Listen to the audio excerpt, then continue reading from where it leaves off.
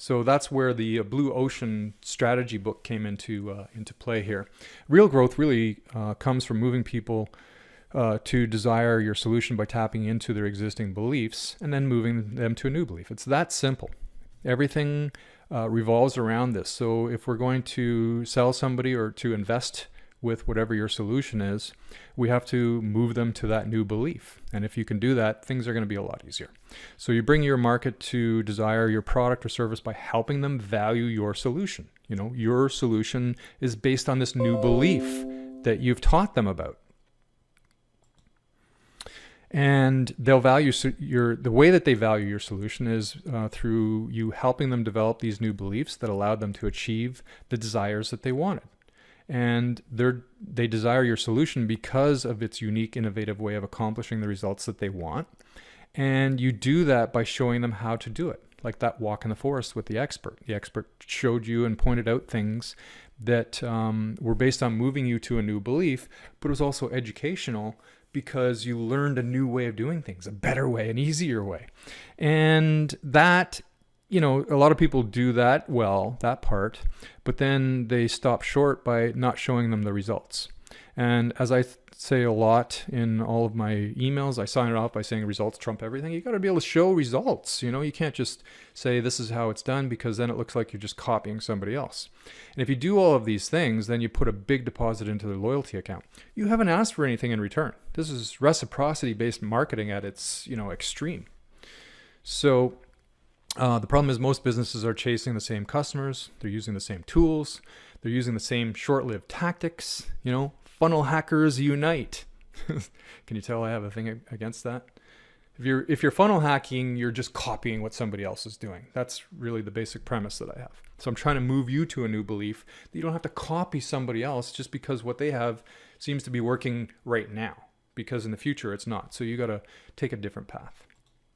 All right. So the question for you is, which one are you, or which one do you want to be? You know, are you the snake oil salesman here chasing demand constantly? Or are you like Steve Jobs? Are you creating demand in your marketplace by, you know, having these innovative, valuable solutions for people that they can't get anywhere else? If you can't get it anywhere else, you know, I worked for GE a number of years ago, and the president that I worked for, he often said to me, because I was a demand creator. I didn't chase demand, I created demand. And he often said to me, I love what you're doing, because where there's mystery, there's margin. If you're creating demand, it's in an area that's mysterious because no one else is doing it.